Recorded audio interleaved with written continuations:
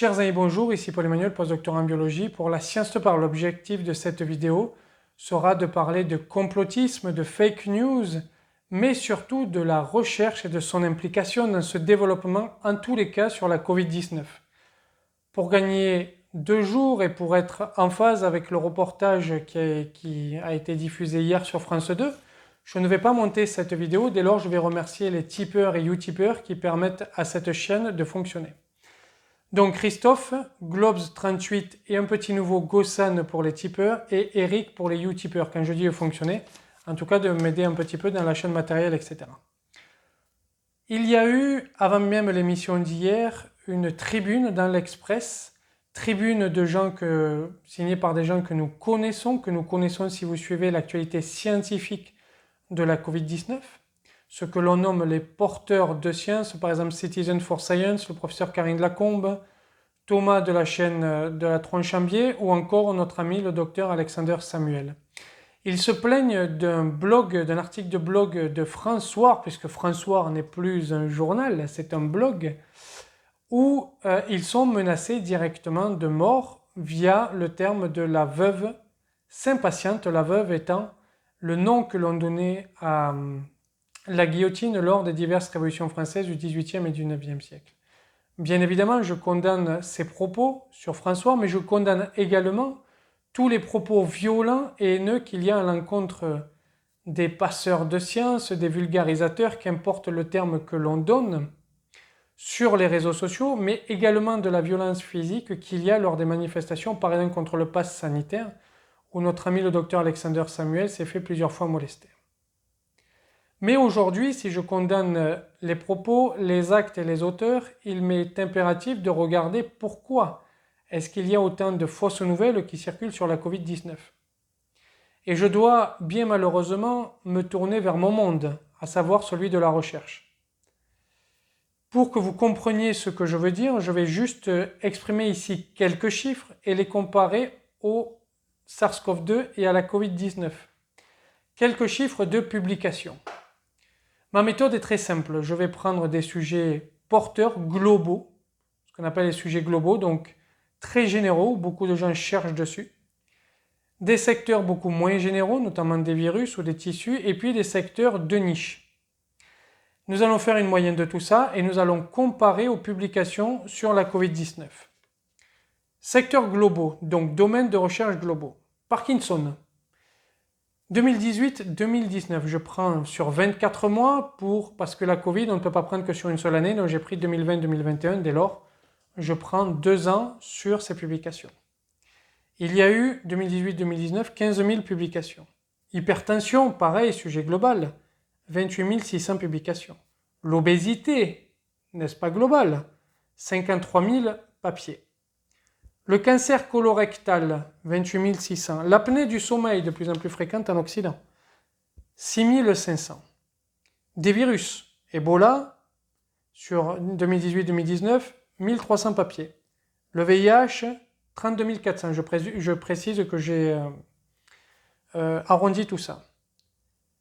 Un sujet global, mais plus de niche. Le tissu, les surrénales que j'étudie par exemple. 2700 papiers entre 2018 et 2019.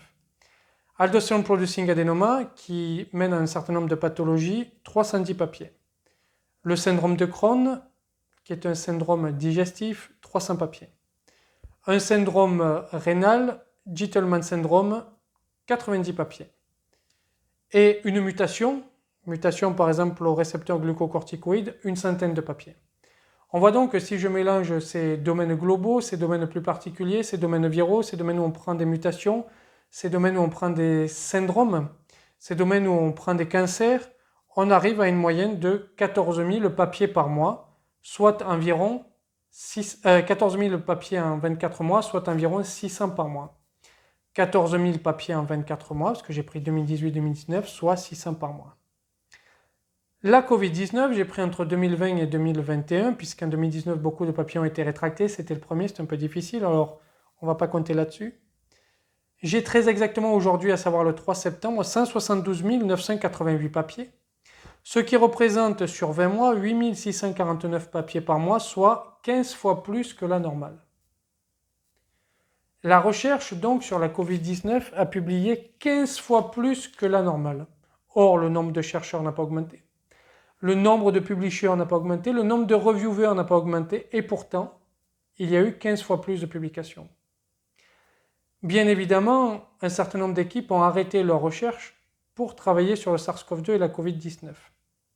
Des équipes qui en avaient les moyens, qui travaillaient par exemple sur d'autres virus, donc qui étaient spécialisées en virologie, et des équipes qui n'avaient pas les moyens, qui travaillaient sur d'autres domaines de la biologie.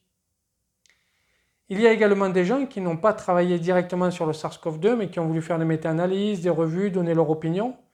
Tout ceci compte, et tout ceci a permis aussi au public de nous donner de l'information vraie ou fausse. Il y a eu beaucoup de rétractations d'articles, il devrait y en avoir plus à mon sens. Il y a des non-professionnels en virologie qui se sont plantés, il y a des professionnels en virologie qui se sont plantés, il y a des publishers qui se sont plantés. On va prendre l'exemple du Lancet, qui est le plus connu. Ce n'est pas un paper mill à proprement parler qu'ils ont publié avec leur histoire d'hydroxychloroquine, mais les données étaient fausses. Un paper mill, c'est que les données sont fausses, les statistiques sont fausses, et l'analyse est fausse. Ici, les statistiques étaient bonnes, mais les données étaient complètement inventées. Bon. Ce n'est donc pas la faute de la personne de la rue, du citoyen de la rue qui ne connaît pas la science, s'il y a autant de fausses informations. Ce n'est par exemple pas le citoyen de la rue qui a parlé de l'hydroxychloroquine. Est-elle efficace ou pas? Ce n'est pas lui. Ce sont des chercheurs qui ont publié. Ce n'est pas le citoyen de la rue qui a parlé de l'ivermectine. Ce sont des chercheurs qui ont publié. Ce n'est pas le citoyen de la rue qui a parlé du zinc. Ce sont des chercheurs qui ont publié. Ce n'est pas le citoyen de la rue qui a parlé de vitamine D. Ce sont des chercheurs qui ont publié. Ce n'est pas le citoyen de la rue qui ont parlé d'une immunisation de substances immunisantes, puisqu'il y a certains mots qu'on n'a plus le droit de dire ici sur YouTube pour parler de la Covid-19, mais je pense que vous savez de quoi je parlais, comme thérapie génique. Ce n'est pas le citoyen de la rue, non, ce sont deux personnalités en France qui sont des scientifiques, professeur Perron et le docteur Alexandra Henrion-Code. Il y a donc eu un emballement à la publication 15 fois plus que d'habitude, entraînant des pertes de méthodologie, des absences de contrôle, notamment dans les essais cliniques, et ça n'est pas la faute du citoyen de la rue si les essais cliniques ont été mal ficelés, où on n'a pas eu parfois, souvent, le bon modèle, où les statistiques étaient mal faites, ce n'étaient pas les bons tests, c'était trop rapidement fait, ça n'a pas été validé par un statisticien, etc., etc., etc. Là, je vous parle du domaine de la biologie, mais je pourrais vous parler de notre domaine, celui de la sociologie. Ça n'est pas la faute du citoyen de la rue. Si un chercheur au CNRS, par exemple, a dit que certains vulgarisateurs étaient payés par l'OMS pour raconter n'importe quoi sur Internet concernant la Covid-19, notamment lorsque lui s'opposait à la science. Non, c'est un chercheur du CNRS. Il y a donc une violence non négligeable, mais cette violence est due à la recherche, en partie. Je ne dis pas qu'il n'y a pas d'autre chose. Et bien sûr, l'émission d'hier avait pour vocation, alors je ne l'ai pas vue, mais je sais de quoi ça parlait, avait pour vocation de nous parler de ceux qui s'enrichissent sur ces fausses nouvelles. Je ne parle pas ici de ceux qui s'enrichissent, je parle ici des fausses nouvelles médicales ou sociologiques qui ont été diffusées par des scientifiques, qui ont été publiées par des scientifiques, qui ont été revues par des reviewers. Comprenez ? Le plus paradoxal dans l'histoire, finalement, c'est que l'homme de la rue va croire le chercheur qui lui ment. Et que lorsqu'il y a des chercheurs qui prennent sur eux pour montrer ce qui est faux, c'est eux qui se font insulter et molester. Mais dans l'ensemble, la science a failli. Nous avons failli dans notre degré de pédagogie sur le net. Nous avons failli dans notre mission de pédagogie. Nous avons failli dans notre mission de communication.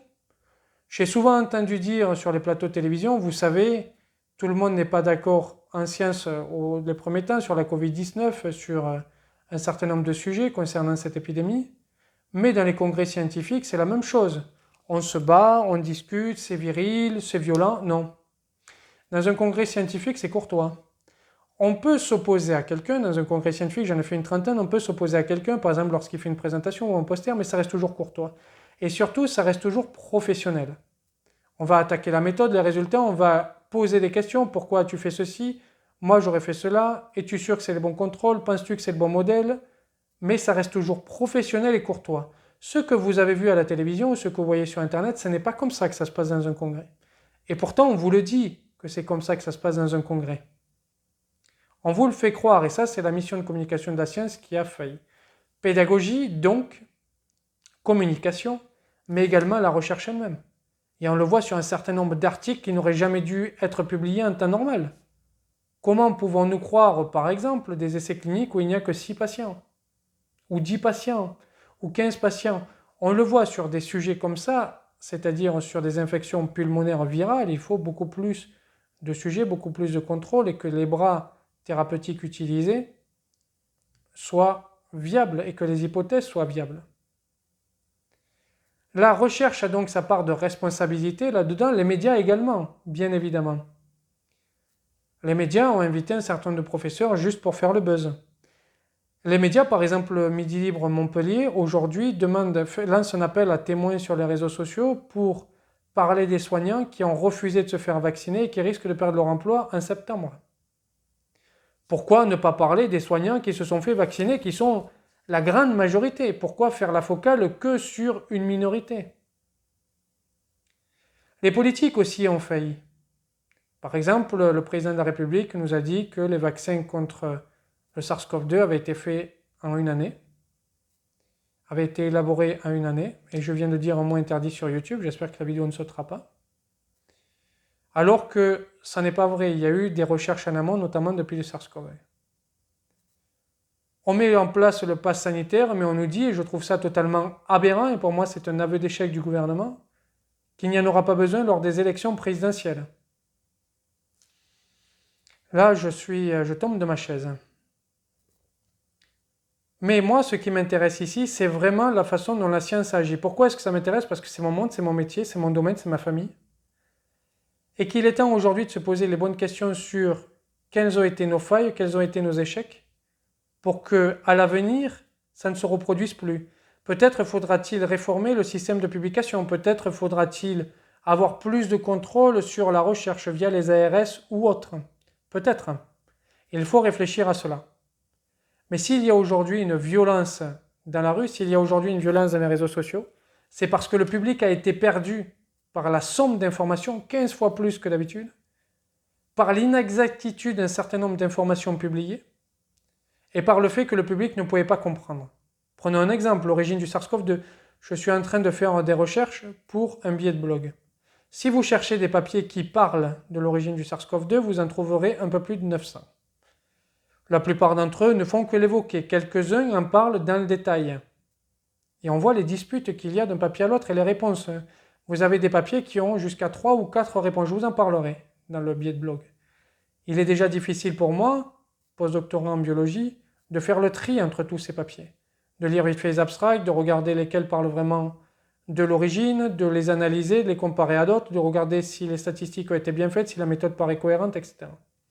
Imaginez-vous un boucher, un charcutier, un restaurateur, un barman, il n'a pas le temps de faire tout ça. Ce n'est pas son métier, c'est le nôtre. Donc, lorsque l'on produit de fausses informations scientifiques, lorsqu'elles sont publiées, il ne faut pas s'étonner qu'il y ait un développement du complotisme. Il ne faut pas s'étonner non plus qu'il y ait le développement d'une violence, qu'elle soit verbale ou physique. Je vous invite à me dire ce que vous en pensez dans les commentaires. Nous pouvons tous ensemble discuter là-dessus. L'objectif de cette chaîne, c'est de parler de science et donc de démêler le vrai du faux.